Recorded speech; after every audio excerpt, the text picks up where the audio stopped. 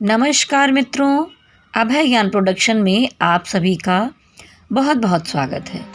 जैसा कि आपने वीडियो के ऊपर लिखा हुआ देखा कि जिसका चंद्रमा कमज़ोर हो उसके जीवन में क्या क्या होता है, उसके साथ क्या क्या परेशानियां होती हैं। तो सबसे पहले तो बताना चाहूँगी कि देखिए, चंद्रमा प्रतीक होता है सबसे पहले हमारे मन का, और मन यानी हमारा मस्तिष्क, जहाँ पर बहुत सारे विचार पनपते हैं, जहाँ पर कल्पना पैदा होती है, जहाँ पर सपने पैदा होते हैं, जहाँ से हमारी पूरी बॉडी संचालित होती है। हमारा माइंड ही हमें ऑर्डर करता है, हमारा मन हमें ऑर्डर करता है, तो हमारी सारी इंद्रियां वर्क करती हैं। तो अगर आपका चंद्रमा कमज़ोर हो जाए तो क्या होगा? चंद्रमा से इस पर आधारित कुछ चीज़ें आपको बताऊंगी, और इसके अलावा आपकी कुंडली में अगर चंद्रमा कमज़ोर है तो वहाँ पर उसका असर पड़ता है सीधे आपकी मदर पर, आपकी माँ पर, क्योंकि चंद्र ग्रह माँ से रिलेटेड माना गया है और सूर्य पिता से। मैंने पिछले वीडियो में सूर्य के विषय में आपको बताया था, अभी मैं चंद्र के विषय में बता रही हूँ। और इसके अलावा धन से भी संबंधित होता है, वाणी से संबंधित होता है। बुध और चंद्र मिलाकर आपकी वाणी बताती है। तो देखिए, अगर आपकी कुंडली में चंद्रमा किसी कमजोर स्थान पर है, या उस पर राहु का प्रभाव पड़ रहा है, या केतु का प्रभाव पड़ रहा है, या उनकी दृष्टि पड़ रही है, या दो ग्रहों का कंजक्शन एक साथ में है, तो ये आपके लिए बहुत ही हानिकारक होगा। क्योंकि यहाँ पर बनता है, जब चंद्रमा के साथ राहु या केतु होते हैं तो बनता है विष दोष।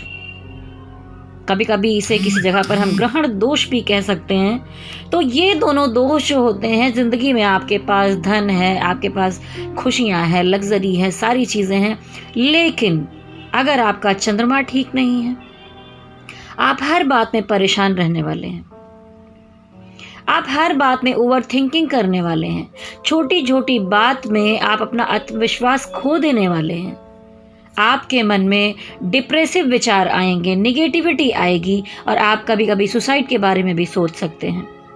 चंद्रमा कमज़ोर पड़ जाता है तो आप बहुत कुछ करने चलते हैं, लेकिन कॉन्फिडेंस की कमी आ जाती है, आपका मन अस्थिर हो जाता है। पूरे जीवन पर्यंत आप अपने मस्तिष्क को, अपने मन को, विचारों को स्थिर नहीं कर पाते, और अस्थिरता परमानेंट बनी रहती है। इसे कहते हैं कि ये नासूर का दोष होता है, यानी कि पूरे जीवन का नासूर बन जाता है। आपके पास सब कुछ होने के बाद भी ये दोष आपकी हर चीज़ में बाधा लेकर आता है।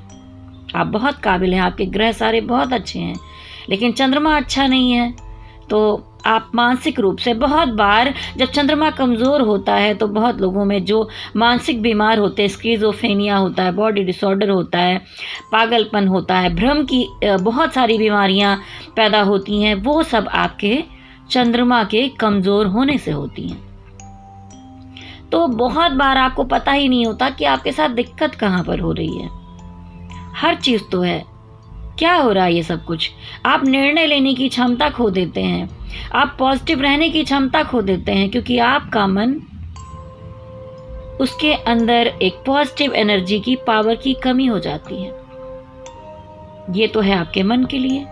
लेकिन अगर आपकी कुंडली में चंद्रमा कमज़ोर है, किसी ऐसी स्थिति में है, तो वहाँ पर ये चीज़ें तो आपके साथ साथ होंगी ही। उसके अलावा आपकी मदर की तबीयत खराब रह सकती है, आपकी मदर से आपके विचार नहीं मिल सकते हैं, वाद विवाद पैदा होंगे, दोनों के संबंधों में कटुता आएगी। सब कुछ होने के बाद हृदय में प्रेम होगा, लेकिन आप दोनों की जमेगी नहीं।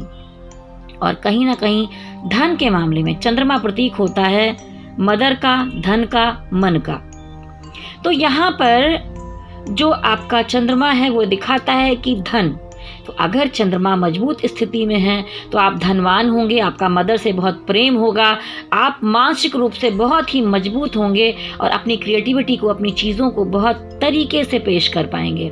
लेकिन अगर आपका चंद्रमा कमज़ोर है तो ये तीनों चीज़ों में बाधाएं उत्पन्न होंगी।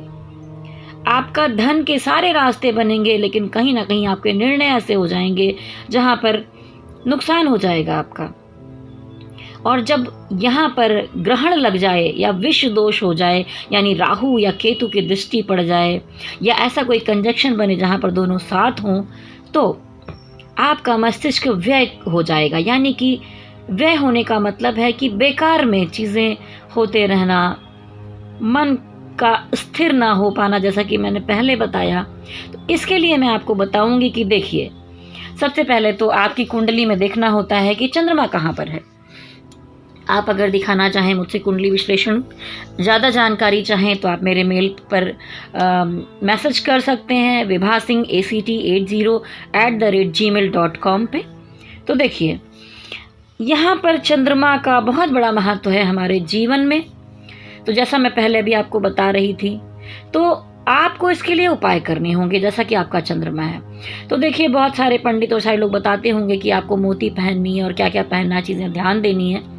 लेकिन बहुत बार क्या होता है कि हीलिंग मेडिटेशन, तो एक हीलिंग मेडिटेशन है फुल मून हीलिंग मेडिटेशन, जो बहुत सारे लोगों को मैं बोलती हूँ कि आप अमावस्या या पूर्णिमा के समय उसके आगे पीछे बहुत ज़्यादा आपको मानसिक बेचैनी होती है, वीकनेस होती है, किसी से लड़ाई हो जाएगी, मन नहीं लगेगा, आप बहुत परेशान हो जाएंगे। उनके लिए तो है ही कि वो करें। लेकिन जिनकी कुंडली में चंद्रमा कमज़ोर है, जैसा कि मैंने बताया, उनको फुल मून हीलिंग मेडिटेशन ज़रूर करना चाहिए, जिससे कि उनका चंद्रमा मजबूत हो।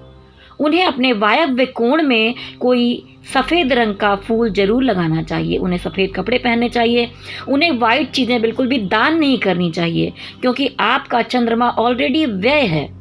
यानी कि व्यय का होना, वो व्यय हो रहा है, निकल रहा है आपके हाथों से, आप उसे संभाल नहीं पा रहे हैं, आपके मन को नहीं संभाल पा रहे हैं, धन को नहीं संभाल पा रहे हैं, मदर से संबंध अच्छे नहीं बना पा रहे हैं।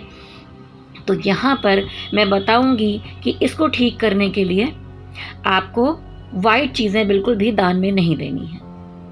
जिसका चंद्रमा कमज़ोर हो, उसमें सबके लिए नहीं है, पर किसी किसी को पहले देखभाल कर ही मोती धारण करना चाहिए, उनको चांदी पहनना चाहिए।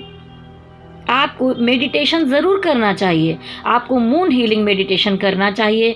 तो ये मून हीलिंग मेडिटेशन आपको अगर करना है तो आप मेरे चैनल पर जाएंगे और देखेंगे कि वहाँ पर आपको फुल मून हीलिंग मेडिटेशन मिलेगा, जो कि 15 से 20 मिनट का है। आप डेली रात में कुछ नहीं करना चाहें, आपको अगर लगता है कि आपको मेडिटेशन करना नहीं आता है, आपका मन नहीं लगता, क्योंकि जिसका चंद्रमा कमज़ोर होगा उसका ये सब करने में मन भी नहीं लग पाएगा।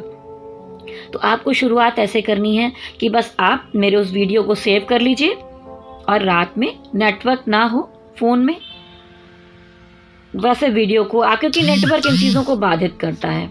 तो आप अपने कान में ईयरफोन लगाइए और शांत मुद्रा में बैठ जाइए। अगर आप बैठ कर नहीं कर सकते हैं बिस्तर पर, तो आप लेट कर भी कर सकते हैं, और चुपचाप शांत होकर एक जैसे आप स्टोरी सुनते हैं, एक रचना बनाते हैं, कल्पना में जाते हैं, वैसे ही मैं उसमें जो जो बोल रही हूँ उसको विचारों में लाइए, उसमें लाइव आने की कोशिश कीजिए, डीप में जाइए, और चंद्रमा की एनर्जी को, उसकी चांदनी को अपनी बॉडी में, अपनी नस नस में, अपनी चीज़ों में पॉजिटिविटी बनाकर पॉजिटिव एनर्जी की तरह उसको उतारिए और निगेटिव एनर्जी को रोज़ बाहर कीजिए।